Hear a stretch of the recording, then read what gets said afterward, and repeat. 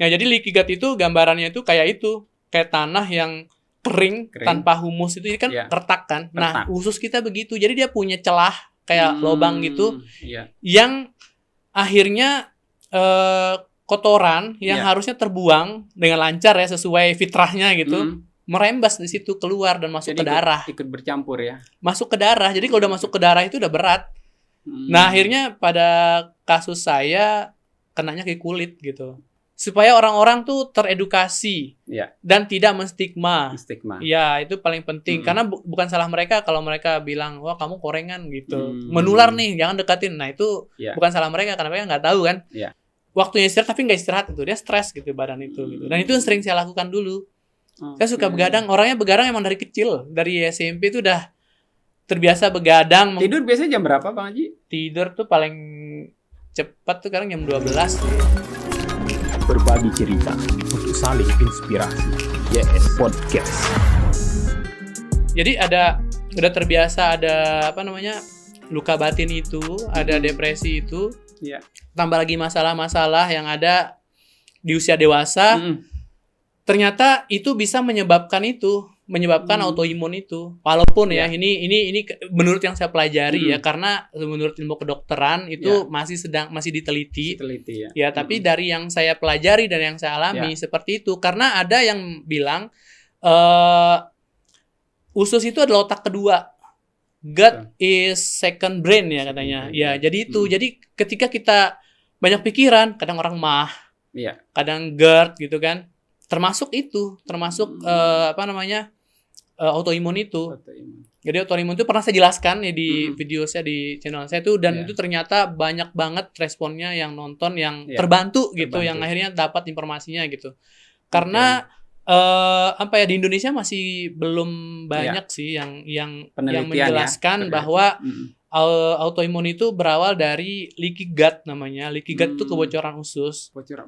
Kebocoran usus itu disebabkan karena pikiran itu, karena menumpuknya pikiran yang harus kayak melampaui batas gitu. Kayak melampaui batas, tambah lagi dengan pola makan kita yang tidak sehat, misalnya sering terlalu banyak gula, terigu gitu-gitu.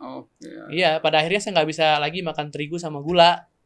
Terigu sama gula? Ya, karena itu yang menyebabkan bakteri baik yang ada di usus, yang menurut yang saya pelajari ya, itu yang menyebabkan leaky gut itu gitu. Termasuk antibiotik. Makanya penggunaan antibiotik itu nggak boleh berlebihan kan, karena dia membunuh bakteri-bakteri baik bakteri baik itu kan fungsinya sama kayak tanah banyak humusnya itu loh. Ya, jadi leaky gut itu gambarannya itu kayak tanah yang kering tanpa humus itu kan retak kan. Nah, usus kita begitu. Jadi dia punya celah kayak lubang gitu yang akhirnya kotoran yang harusnya terbuang dengan lancar ya sesuai fitrahnya gitu. Merembas di situ keluar dan masuk ke darah. Ikut bercampur ya. Masuk ke darah. Jadi kalau udah masuk ke darah itu udah berat. Nah, akhirnya pada kasus saya kenanya ke kulit gitu. Kena ke kulit, terus kalau yang kena ke tulang ada yang jadi rheumatis arthritis, yang kalau kumat tuh kaku kayak kayu, bisa sampai berjam-jam gitu kan. Ada yang lupus, ada yang nyerang spermanya gitu, pokoknya itulah jadinya yang dikenal oleh dunia kedokteran itu imun kita nyerang dirinya sendiri. Jadi kayak gitu. Dalam istilah kedokteran apa sering disebut? Autoimun ya. Ya, autoimun. Autoimun yang di kedokteran tuh mungkin sedang diteliti ya. Karena kalau aku kan sempat ke dokter juga, konsultasi sama dokter. Jadi dokter ya sebatas bilang ini imunnya kayak kulitnya tuh alergi sama dirinya sendiri gitu. Apa yang terjadi kalau dampak apa ya? Yang terlihat kayak Bang Haji kan yang di dalam usus ini udah kita nggak tahu apa yang terjadi. Cuman kan efek yang ditimbulkan itu muncul nggak di? Oh iya, jadi di kulit itu dia kayak kulit kita tuh berganti kulit karena terlalu cepat berganti kulit. Jadi gini, orang normal tuh ganti kulit itu bisa sampai 28 hari, 23 hari sekali. Ya. Nah, kalau di kasus autoimun itu dia tuh sampai dalam waktu berapa jam aja. Gitu. Kayak misalnya di sini ada tiba-tiba muncul kayak koin gitu kan, yang kulit berganti itu, jadi kayak ketombe di badan gitu loh. Jadi dia kering, lupas, bersih nih, nanti berapa jam lagi ada lagi gitu. Lagi. Dia nggak bernanah, nggak berair, nggak apa, cuman ya gitu. Karena kulitnya berganti terus. Dan kadang kan kalau kulitnya tuh berganti tapi belum waktunya lepas, tapi kita kletekin tuh bisa kalau mandi tuh perih banget itu. Nah itu akhirnya apa ya, sempat depresi lagi nih gara-gara itu gitu. Ya siapa yang nggak depresi? Saya nggak depresi kan? Kalau kayak karena gini, waktu itu tiba-tiba datang itu saya lagi aktif-aktifnya. sedang membangun Imaji TV itu sedang membangun, sedang bagus. Terus saya juga sedang punya acara di TVRI. Terus di sekolah juga lagi semangatnya nih ngajar gitu. Terus di organisasi juga begitu, lagi ada acara waktu itu. Tiba-tiba kena itu depresi banget. Bahkan saya sempat mikir untuk nggak mau hidup lagi. Bang Haji. Iya. Itu pertanyaan saya, Bang Haji. Kalau ini kan kesibukan Bang Haji ini terkumpul seolah di satu waktu, Bang Haji. Ada 4-5 kegiatan. Iya. Itu menjadi pemicu utama nggak, Bang Haji? Sebenarnya enggak sebenarnya, kalau tergantung orangnya sih. Karena saya itu merasa itu kayak healing juga. Justru kadang-kadang ya itulah kadang-kadang karena kerjaan ini kan yang tidak menuntut saya untuk tampil di orang tapi dilihat orang gitu. Kayak inilah gitu, kayak di misalnya syuting di TVRI misalnya, kita nggak ketemu orang banyak kan, tapi kita di depan kamera gitu. Dan nggak terlalu inilah, masih bisa dihandle lah, belum mencapai kayak orang mungkin yang sesibuk itu gitu. Terus yang waktu itu emang lagi ada kegiatan sih, ada festival Rinjani namanya. Itu benar-benar saya mulai nggak ngerti itu kenapa ya saya gitu. Mau dibilang sakit tapi nggak kelihatan sakit gitu. Tapi tetap segar kan. Tetap segar gitu. Aktivitas seperti biasa. Iya, orang nggak akan percaya kalau kita sakit. Nah, itu kasus yang sering terjadi di orang-orang autoimun itu. Autoimun yang lain-lain juga gitu. Jadi dia sakit tapi orang-orang ngelihatnya nggak sakit. Jadi kadang diremehin, kadang Allah kamu gitu. Iya, apa ya, untuk memberi pengertian ke orang kan menjadi hal yang sulit gitu. Iya, butuh effort lagi, butuh energi lagi. Dan itu kita kan stres lagi. Stres lagi Gimana ini? Saya mau kasih tahu yang sebenarnya nggak ada yang percaya. Itu dialami juga, Pak Haji. Dialami juga kayak gitu. Makanya akhirnya tapi itu 6 bulan kemudian sih baru bisa berdamai itu. Jadi dari awal sampai emang saya telat tahu kalau ini ada, ternyata tiba-tiba udah sebadan aja dulu gitu. Jadi dulu. Iya, sebadan. Ini masih ada sisanya di sini itu. Jadi sebadan dulu. Jadi telat tahu. Tiba-tiba tahu, saya pikir gampang lah gitu. Saya orangnya kayak gitu, kayak ntar lah bisa gitu. Ternyata nggak gitu. Ternyata emang ada kerusakan sistem gitu di badan kita gitu. Makanya akhirnya saya kumpulin lah informasi. Tapi sebelum itu kayak nyari grupnya, nyari ini, ternyata itu malah bikin depresi. Malah bikin kita mengasihani diri kita sendiri gitu-gitu. Jadi makin mencari tahu itu. Kayak kita ketemu teman-teman senasib dan kita meratapi nasib sama-sama gitu. Iya, padahal yang kita cari kan yang saling menguatkan gitu kan. Betul. Hanya ketemulah komunitas ada psoriasis Indonesia jadinya. Nah, di situ tuh membantu banget karena ada yang pendirinya itu ada si Ciara namanya. Dia tuh udah kena psoriasis dari kecil. Sebadan gitu sampai sekarang. Nah, dari situ dah kita termotivasi. Dia struggle banget nih anaknya gitu. Berarti yang, mohon maaf Bang Haji, ada yang kelihatan kayak putih gitu loh, kayak silver ya ini kulitnya, tapi pecah-pecah. Iya. Seperti itu. Iya. Dia ngelupas terus. Ngelupas dia. Kadang kalau baru tuh merah gitu kulitnya ngelupas. Kalau kena matahari itu sakit. Enggak. Tapi ada beberapa kasus yang mungkin terlalu dini nih kelupasnya tuh, kena matahari sakit. Nah, justru kita butuh sinar matahari. Matahari gitu. Pagi itu yang harus berjemur gitu. Nah, terus akhirnya lanjut 6 bulan itu dalam jangka waktu itu tuh benar-benar itu menyakitkan. Itu fase terdrama itu. Fase kita tuh benar-benar udah nggak mau hidup. Buat apa hidup gitu? Maksudnya udah selesai nih saya nih gitu. Mau gimana lagi kan? Masa iya tampil di TV terus kayak gitu. Masa iya podcast gitu. Akhirnya vakum kan Imaji TV waktu itu, sempat vakum cukup lama 6 bulan itu.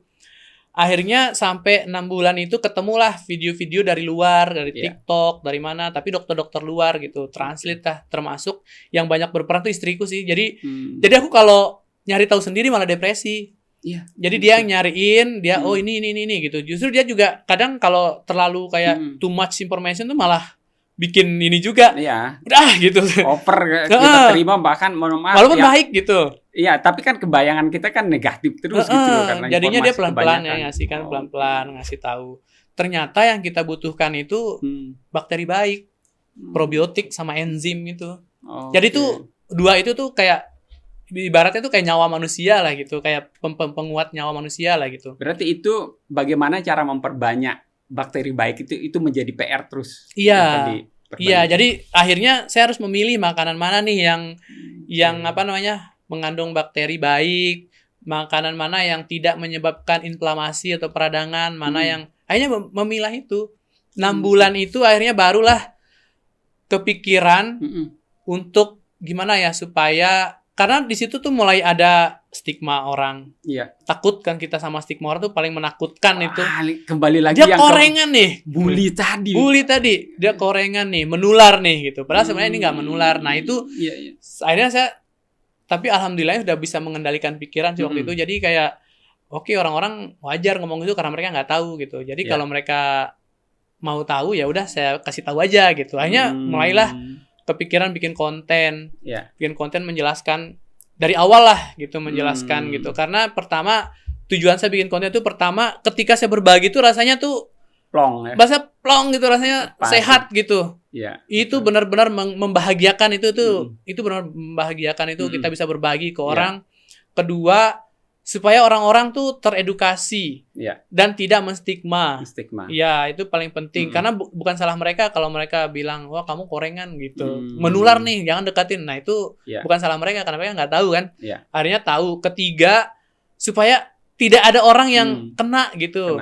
Tidak ada orang yang kena, kalaupun ada yang kena tidak perlu melewati fase drama tadi gitu. Bisa jadi shortcut lah ke fase terapi atau apa gitu.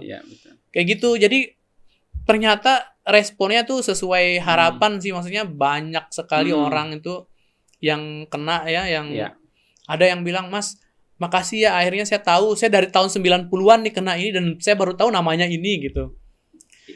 Ada yang bilang Mas alhamdulillah membaik karena saya minum probiotik misalnya, padahal udah lama banget gitu. Terus tiba-tiba ternyata di Mataram banyak ternyata. Banyak tadinya teman-teman sekeliling saya juga yang enggak paham tuh akhirnya ngecek sendiri. Ya saya juga ketumbean dari dulu kalau lagi stres tuh ketumbe gitu. Oh ya jadi gitu ya pada akhirnya apa ya? Aware semua jadinya kan. Ya, jadi itu harapannya biar kalian tuh nggak usah kena gitu. Berat banget ini gitu. Dan ini high maintenance banget. Itu adegan berbiaya. Bukan berbahaya lagi gitu. Dan itu aduh luar biasa tuh, kebayang kalau yang kena tuh belum nikah kayak gitu tuh. Wah. Akhirnya itu bikin konten dan akhirnya gara-gara konten itu jadi komunitas. Jadinya bikin grup WA karena capek ngebalas satu-satu kan, DM, balas DM, pertanyaannya hampir sama gitu. Saya nonton videonya ini gimana ini kayaknya nanya banyak, akhirnya bikin highlight pertama kan di Instagram kan, coba cek highlight akhirnya ya udah bikin ini deh gitu, karena yang pertama nanya nanti bisa membantu menjawab gitu. Ya betul kan, yang lain udah tahu. Iya kan? Dan alhamdulillahnya banyak sekali yang akhirnya remisi bahasanya, bukan sembuh ya karena dokter bilang tuh nggak sembuh gitu, tapi saya tuh selalu berkeyakinan yang penting kita sudah tahu penyebabnya. Insya Allah ada gitu, solusinya gitu, bisa sembuh. Yang penting udah tahu penyebabnya itu, penyebabnya udah jelas kan. Akhirnya ada mungkin 300 orang itu satu grup, dan di situ semua akhirnya bertukar informasi seluruh Indonesia itu, seluruh Indonesia. Akhirnya mereka banyak lah yang bilang tadinya pakai obat tapi nggak sembuh-sembuh, udah jadi tergantungan gitu. Sementara obat itu juga ngaruh ke jantung, ke otak gitu dalam jangka panjang. Saya cuma ngasih tahu. Sebenarnya simpel diucapkan gitu, maksudnya pertama jangan stres. kalau itu aja jangan stres aja, disuruh jangan stres udah stres ya. Ini udah stres loh ya, udah stres misalnya munculnya di tempat yang mudah dilihat sama orang. Mudah dilihat sama orang tuh muncul stres, tapi tetap dilarang jangan stres. Jangan stres, aduh. Terus kedua itu ya diet eliminasi tadi, jangan lagi makan gula, susu sama terigu. Aduh, padahal itu yang paling banyak. Itu yang paling saya emang gila makan terus tiba-tiba harus berhenti makan itu gitu. Bayangin semua di kehidupan kita sekarang ini gluten semua. Iya, makanya kalau yang masih sehat gitu ya, dijaga jangan sampai berlebihan lah gitu. Bukan ngelarang ya, jadi jangan sampai berlebihan. Tapi kalau yang udah autoimun, udah mau nggak mau harus stop.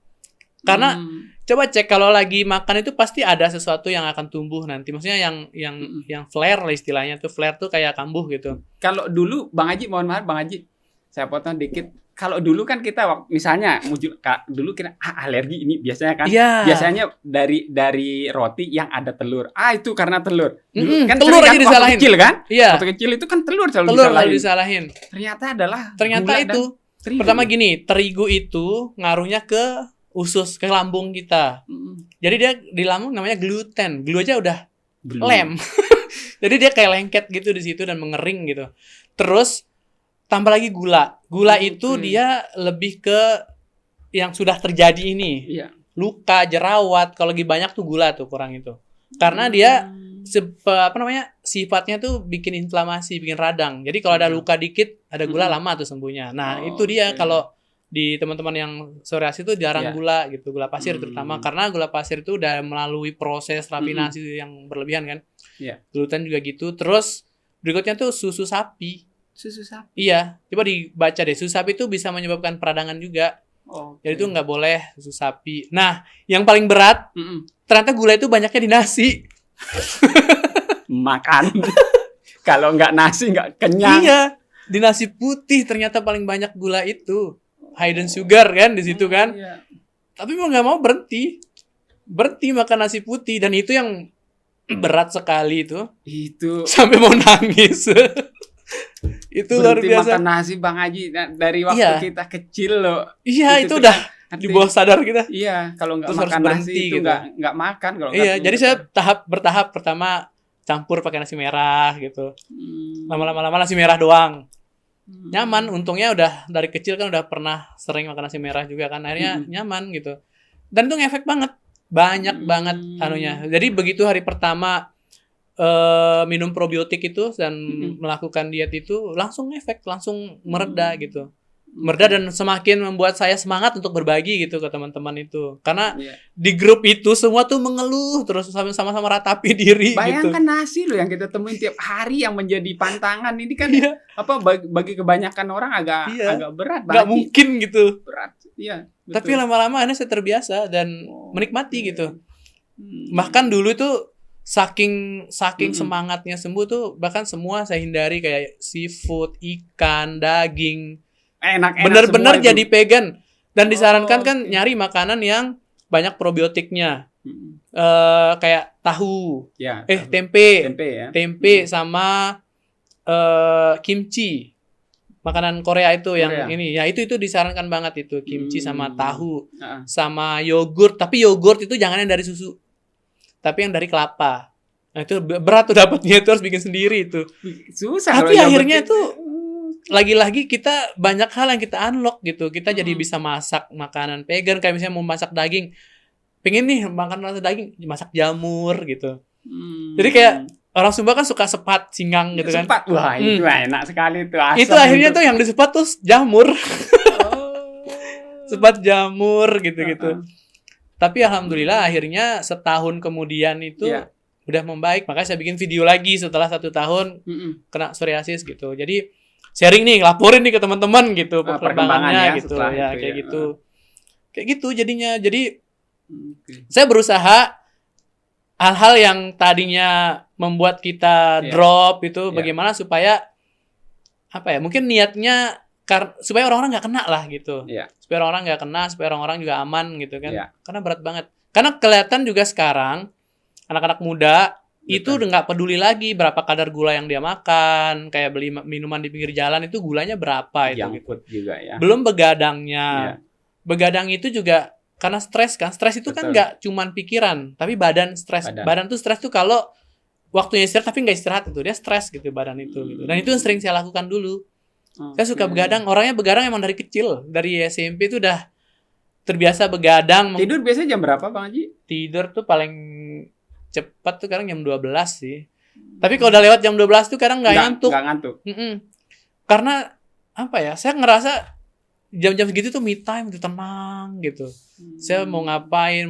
Kadang-kadang sering nulis kan, suka nulis gitu. Jam segitu tuh emang lagi enak-enaknya gitu. Betul. Kadang tiba-tiba udah azan. Nah, bingung tuh mau tidur salah nggak tidur salah gitu. Nah itu dulu kayak gitu yang bikin tambah lagi. Nah yang sempat punya pengalaman yang nggak enak, nggak enaknya itu maksudnya ternyata nggak semua tenaga kesehatan tuh tahu gitu psoriasis itu. Saya berobat ke puskesmas, dikasihnya itu antibiotik. Jadi diagnosanya itu cuma ngeliat, oh ini lagi rame nih penyakit ini sekarang. Apalagi anak-anak pondok, aduh banyak banget. Iya, karena koreng di pondok, gitu kan. Koreng, iya. Akhirnya saya juga belum tahu kan waktu itu. Akhirnya saya terima aja antibiotiknya, begitu saya minum tuh saya sampai kayak blackout gitu. Blackout dan vertigo. Itu vertigo itu yang paling mengerikan itu. Awal-awal itu bagaimana nggak depresi itu. Pokoknya awal-awal kena itu banyak itulah awalnya vertigo, terus kayak ambeien, bukan ambeien siapa sih yang pokoknya kayak jenis itulah. Nggak enak banget gitu. Awal-awalnya seperti itu. Kan dampak obat dari ini dari kayak usus kan. Ya, di pencernaan kan. Makanya pokoknya sekarang itu akhirnya tahu ya, sekeluarga kita tuh tahu kan akhirnya yang penting buat tubuh kita tuh bakteri baik itu. Bakteri baik dan enzim. Jadi kalau kita ngunyah itu maksudnya kalau makan tuh usahakan yang kita kunyah gitu, karena mengeluarkan enzim kan. Iya. Terus probiotik dan kurangi gula. Kita benar-benar udah di rumah itu udah nggak ada gula putih, ya? Udah nggak ada gula putih gitu. Jadi mohon maaf kalau bertamu pakai gula merah gitu. Gula merah tuh juga jadinya kita karena saya punya usaha juga, jadinya kita ngangkat gula merah. Maksudnya itu kan produk asli sini kan. Iya betul. Iya, jadi kayak Tuhan itu akhirnya ketika masuk ke sini semua jadi masuk akal gitu. Oh ini maksudnya Tuhan gitu. Iya. Kayak gitu. Oh ini maksudnya gitu. Kayak berhubungan semua gitu dari semua hal itu gitu. Terus tiba-tiba setelah paham, setelah berdamai ya sama diri, sama autoimun itu. Momen Bang Haji. Momen apa yang punya kan ada pasti klimaksnya nih Bang Haji. Iya. Klimaksnya sehingga kita bisa kayaknya cukup waktunya sekarang cooling down dan kata akhirnya kita bisa menerima, berdamai dengan diri sendiri, berdamai dengan keadaan itu bisa Bang Haji terima sebagai ya ini bagian saya. Iya gitu. betul. Ada momennya tersendiri nggak Bang Haji? Itu waktu ini sih kayak tiba-tiba pelajari semua itu yang berkaitan kan, berkaitan dari misalnya pertama yang saya pelajari leaky gut itu. Tapi leaky gut ini apa nih penyebabnya? Ternyata pikiran ini kenapa gitu? Ternyata merunut akhirnya membentuk ini kan.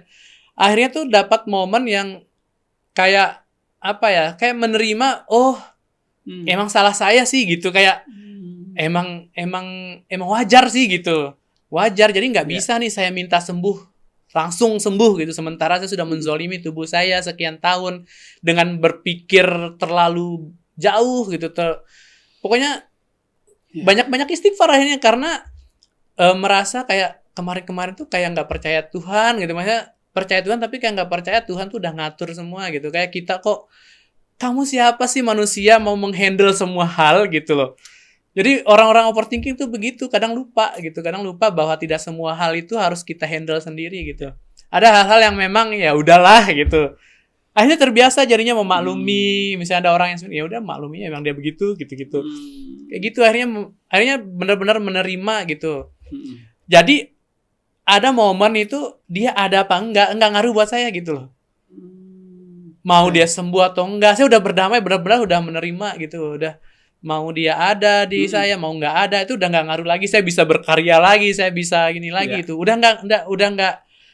Kalau dulu kan masih gitu, nanti apa kata orang gitu. Apalagi ini media loh. Media loh. Orang-orang yang harus terlihat wah gitu kan.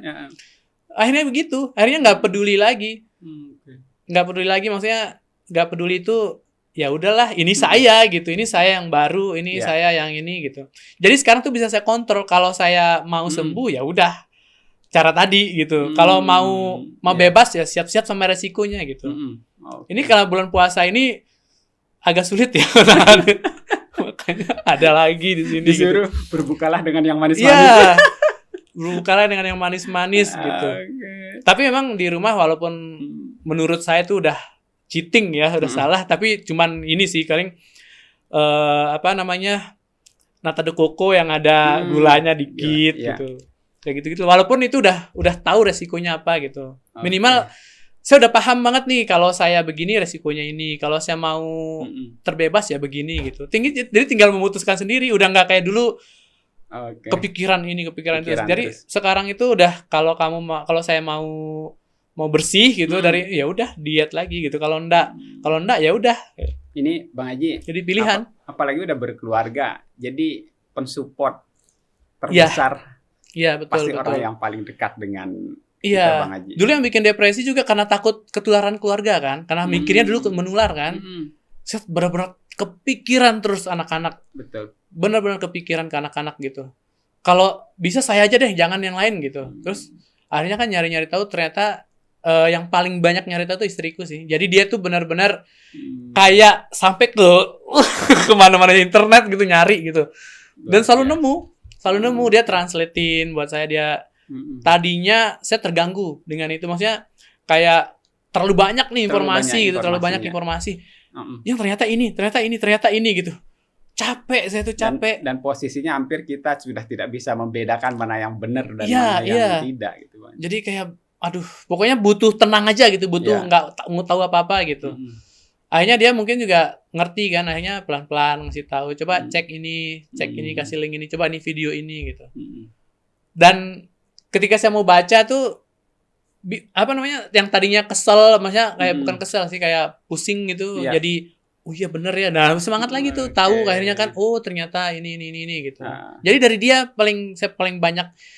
Makanya saya pikir aduh, gimana kalau orang yang nggak punya support system gitu, tambah lagi masyarakat ngebully gitu. Wah, parah banget ini saya bilang. Makanya itu pentingnya keluarga. Jadi, aduh, kalau berobat secara tradisional tuh udah banyak banget. Semua hampir pengobatan. Saya nurut ke gunung ini datang saya.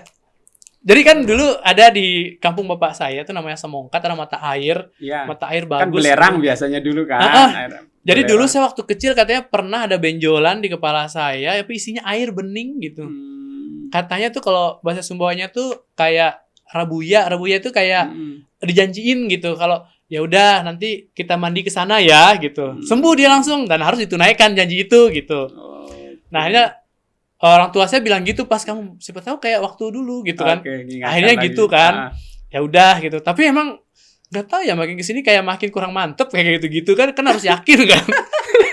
Ini masalah sugesti. Jadi kayak ngomong tapi tidak dengan sugesti yang full gitu. Tapi ya udahlah, tempatnya bagus juga gitu kan. Kemudian kampungnya bapak saya kan Semongkat itu daerah wisata kan. Akhirnya datanglah kita berdua sama istriku ke hutan itu gitu. Yang ternyata udah jadi ladang. Udah jadi ladang, terus masih ada mata airnya tuh bagus banget, mata airnya jernih, segar gitu. Udah suruh mandi di situ, minum gitu. Tapi mungkin kayak nggak tahu kenapa ya, nggak seyakin dulu gitu. Jadi ya udah nikmatin aja gitu. Healing pokoknya. Healing lah pokoknya pikiran gitu kan. Malah saya akhirnya bikin video tuh, makasih psoriasis akhirnya bisa kesini lagi gitu. Udah lama nggak kesini gitu kan. Jadinya ya gitu. Ketika berdamainya itu seperti itu. Jadi menikmati aja, mau disuruh kemana datang gitu. Pakai gitu. Jadi proses panjang Bang Haji sampai menemukan bahwa ya sudah ternyata ini bagian. Gitu. Iya, jadi sampai kita merasa bahwa ini bagian dari diri kita, baru kita tenang. Jadi banyak yang nanya itu di Instagram, di mana misalnya dia nonton video nih, terus tiba-tiba datang marah-marah gitu. Bang, saya sudah nonton dan ikutin loh itu semua, tapi kenapa sampai sekarang masih gini. Terus gini. Sampai kamu berhenti nanya itu. Ternyata jelasin kan, tapi kan nggak mungkin semua dijawab begitu kan, baik-baik dijawab gitu. Karena saya tahu penuh kebijaksanaan itu. harus karena saya juga pernah merasakan itu. Saya pernah nyari orang yang kena, terus saya seenaknya nanya, pas orang nanya ke saya, oh ternyata gini ya perasaannya orang itu dulu gitu. Tapi untungnya baik gitu, nanya ada orang dari Jakarta, dari Bogor gitu. Terus akhirnya saya tahu lebih banyak dari dia karena dia nggak punya waktu kan untuk nyari, terus saya kasih tahu dia lah. Dia bilang pokoknya itulah dia beda ini ya, karena di Bogor dia kerja di Jakarta, terus harus ke Jakarta, dari Bogor ke Jakarta nggak ada waktu, bahkan untuk masak yang kamu bilang itu saya nggak punya waktu katanya. Misalnya minum jahe kunyit Wah, sama apalagi yang sereh ya, gitu. Butuh Nggak ada effort waktu, besar ya. itu Iya, untuk itu ya. butuh effort. Jadi dia ya udah pasrah aja katanya gitu. Ya udah Bang, gini aja. Cek tabungannya, kalau udah banyak resign pindah ke Lombok. Jadi udah bisa seperti itu gitu. Pas sudah mulai mengenal penyakitnya apa, penyebabnya apa. Itu pentingnya kita nyari tahu itu. Pentingnya nyari penyebab. Karena kadang kita mendengar dari satu opsi bahwa oh ini nggak sembuh gitu. Oh ini. Jadi kan buntu. Betul. Ini alergi, ini imunnya memakan imunnya sendiri, sebatas itu. Wah, denger itu aja. Iya, dan nggak sembuh. Itu yang paling menyakitkan. Iya. Ini nggak sembuh, ini kronis, ini nggak sembuh. Nah, itu udah down banget itu kita tuh. Dan biayanya juga mahal banget. Sekali berobat tuh berapa gitu. Udah kebayang kalau orang-orang yang tidak mampu bayar gitu, kasihan. Betul. Itu yang saya makanya tergerak banget untuk bikin video itu, karena sebenarnya nih teman-teman nggak mahal kok gitu. Nggak mahal kok, cukup kamu makan sayur aja gitu, terus makan yang sehat-sehat, jangan stres gitu, udah sembuh gitu. Ya walaupun ya prosesnya panjang. Kalau ada yang bilang saya udah gini, coba kamu bayangin berapa lama kamu zolim sama tubuhmu sama pikiranmu gitu. Baru orang, oh iya ya, tenang lagi dia kan, kayak gitu.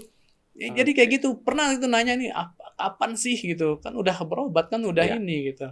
Kadang kita merasa istriku yang itu. bilang gitu, udah coba bayangin katanya gitu, berapa lama coba nyiksa tubuh, begadang, makan ini itu, terus pikirannya diporsir kayak gitulah. Oh, iya juga ya gitu, akhirnya lebih tenang jadinya. Wah, kayak gitulah.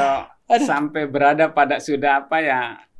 Dan memang nggak mudah Bang Haji. Nggak mudah. Berada pada sebuah titik seperti itu artinya berdamai dengan diri. Ini Bang Haji sudah menceritakan apa ya, proses cukup panjang. Betul. Dan support system ini menurut saya loh. Support system ini yang tidak kalah. Itu penting banget itu. Sangat penting itu, orang-orang di sekeliling kita yang mengenal kita, yang selama ini berdoa terus terbaik buat kita. Ini yang sebetulnya banyak dibutuhkan oleh orang-orang ini. Nah, dalam pengalaman Bang Haji ada 300 orang ya yang ada di komunitas itu kan dengan apa ya, kalau kita berbicara level ya, kronisnya ini kan bermacam-macam Bang Haji. Iya. Ini kan terlihat sekali Bang Haji. Iya. Terlihat sekali, dan ini visual banget. Visual ya, karena apalagi seperti tadi Bang Haji adalah muncul di media lah gitu. Nah, ini kan butuh apa ya? Butuh sebuah kesungguhan, dan teman-teman yang lain saya yakin dari grup atau komunitas yang Bang Haji coba buat ini Bang Haji. Apa sebetulnya yang paling urgent buat teman-teman yang apa ya? Misalnya baru kena. Apa yang paling urgent buat yang baru kena ya? Iya, yang baru kena. Yang baru kena itu yang paling urgent itu adalah menerima diri. Jadi jangan kenali dulu gitu. Kenali dulu itu paling penting banget. Yang paling penting itu jangan panik, terima dulu gitu. Oh, saya kena ini nih gitu. Oke, tenang. Mari cari tahu penyebabnya apa gitu. Karena kenapa saya buat konten di Instagram, di blog saya, di mana supaya orang kalau nyari itu ketemu itu gitu. Bukan ketemu yang udah template di Google itu bahwa ini dan serem itu gitu. Serem. Jadi itu maksudnya kalau yang teman-teman awal-awal kenal itu jadi bisa melewati fase itu gitu. Jadi terima dulu dirinya. Jadi teman-teman yang nanya itu, "Bang, saya kena baru sadar kena minggu lalu atau berapa lalu." Saya selalu bilang begitu. Pertama, jangan panik ya gitu, jangan panik. Tenang dulu, terima diri dulu sambil dipelajari. Nah, dulu saya harus nyari dulu nih berdua gitu, berberapa orang, berkeluarga gitu. Sekarang ini coba baca ini gitu, kayak yang baru kan coba di sini, pengalaman saya di sini gitu. Jadi teman-teman yang kena itu jadinya lebih gampang lah dapat ini. Maksudnya bisa kita bantu lah untuk tidak di fase drama ini gitu loh.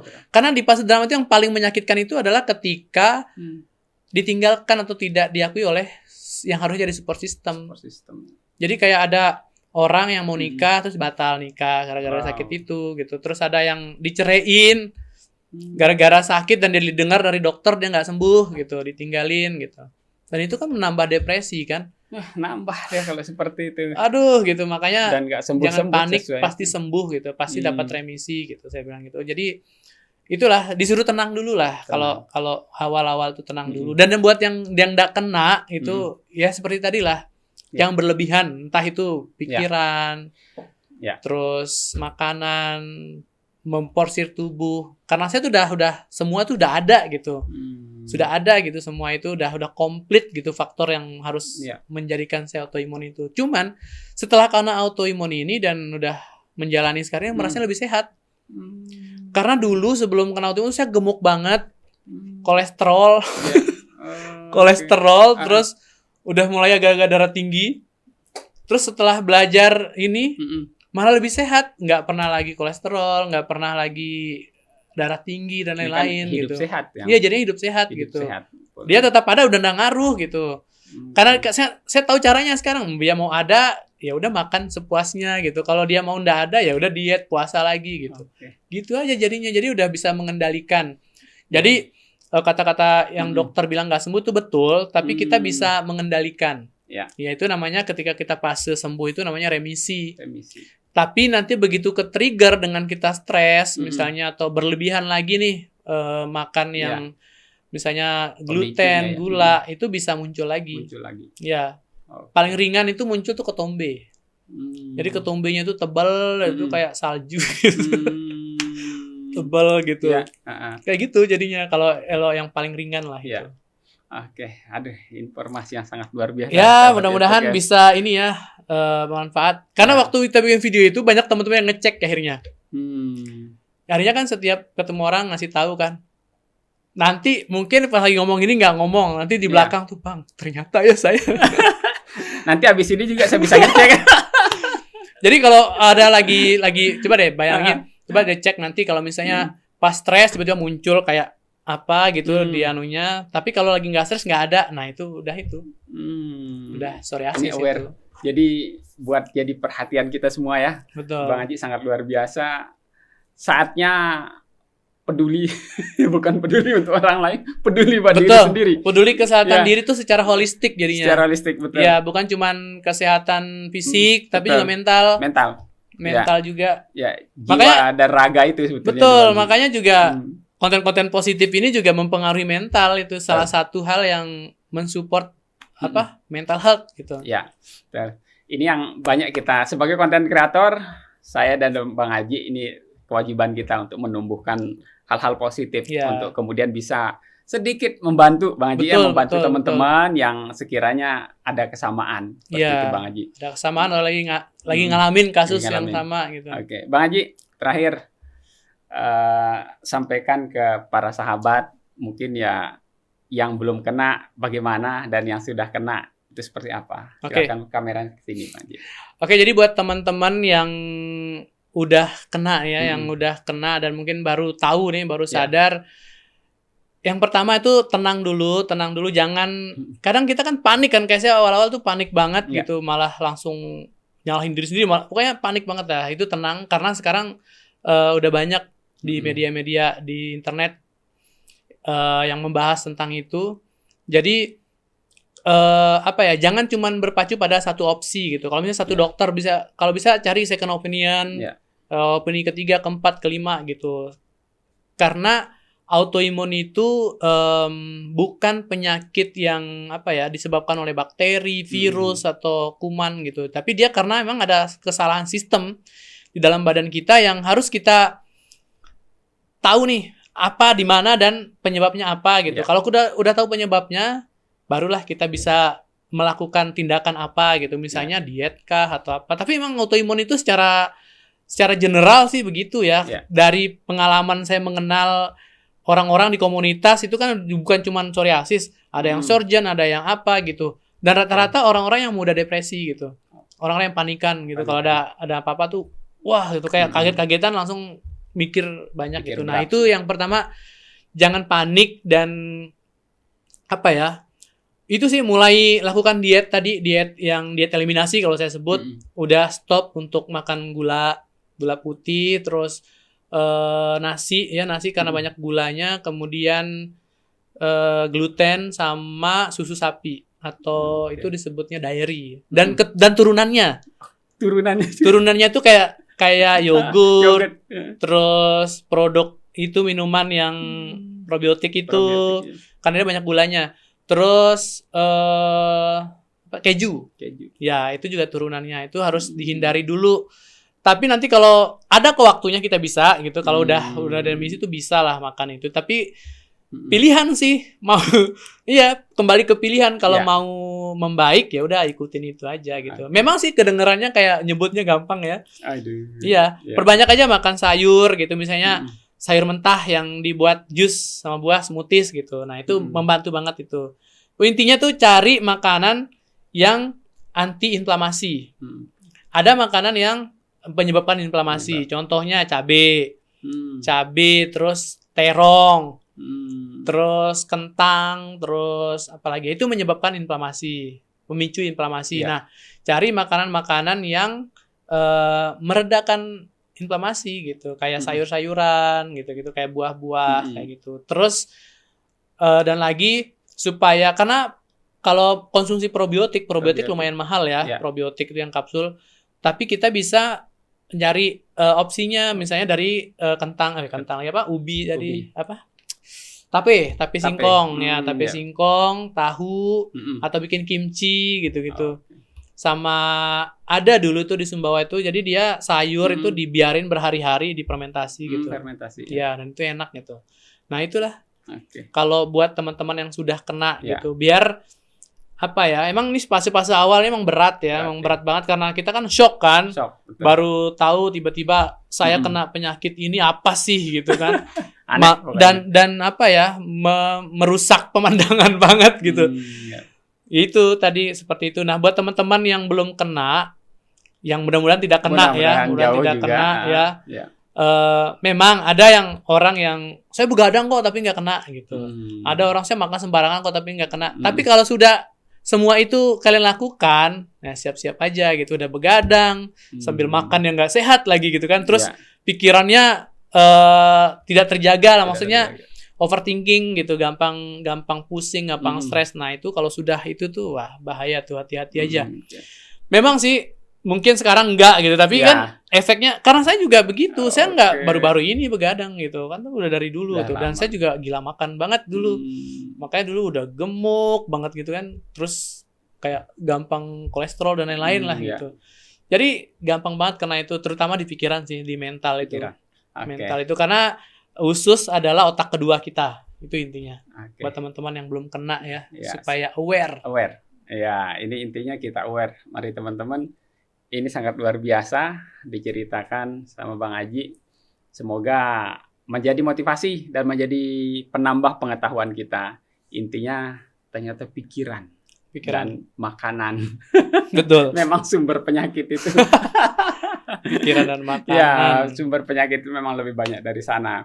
Semoga konten ini bermanfaat buat kita semua teman-teman. Ya, artinya kita mencoba mengangkat yang hal-hal yang memang ada di sekitar kita, cuman kita kadang Bang Aji akan tidak menyadari itu sepenuhnya. Dan kalau sudah mampir ke kita, baru kita panik. Padahal tadinya gampang lah gitu. Betul, panik dan kita merasa baik-baik saja gitu, tapi ternyata tidak. Ternyata gitu. Mengubah seluruh hidup kita pada akhirnya. Betul. Dan Bang Aji, terima kasih sudah mampir di Yes Podcast berbagi cerita. Saya senang banget kesini. Terima kasih banyak sudah diundang. Siap, sangat luar biasa Bang Aji berbagi cerita. Nah, berikutnya nanti saya akan main juga ke Imaji TV. Harus ke tempat Bang Aji. Inilah kami konten kreator. Memang YouTube meminta kita untuk berkolaborasi. Iya, betul. Nah, ini hal-hal yang akan kami lakukan terus. Semoga tumbuh berkembang teman-teman yang penggiat konten yang sering kita katakan berfaedah, bermanfaat untuk masyarakat. Hanya itu cara yang bisa kita lakukan untuk melawan konten-konten yang anfaedah. Ya, konsistensinya itu penting sekali. Kita menjaga konsistensi Bang Aji. Semoga Bang Aji semangat terus juga untuk membuat konten. Semangat. Ya, tetap semangat. Kita memang harus butuh support system. Betul. Kayak kenapa saya di sini? Karena di sini lebih banyak viewersnya, jadi lebih banyak lah. Sama aja Bang Aji. Karena yang kita percaya satu, diri kita adalah konten, dan kedua adalah setiap konten memiliki takdirnya masing-masing. Iya, itu yang kita percaya sebagai konten kreator. Semoga bermanfaat sekali lagi untuk sahabat Yat Podcast. Jangan lupa kunjungi juga YouTube channelnya Bang Aji, Imaji TV. Imaji TV. Oke, jangan lupa subscribe juga ya. Para pengikut YS Podcast subscribe juga Imaji TV. Nanti saya ketik juga di sini dan ada di deskripsi ya. Asik. Oke, demikian sahabat YS Podcast yang bisa saya bahas. Sehat, sukses untuk kita semua. Assalamualaikum warahmatullahi wabarakatuh. Berbagi cerita untuk saling inspirasi. YS Podcast.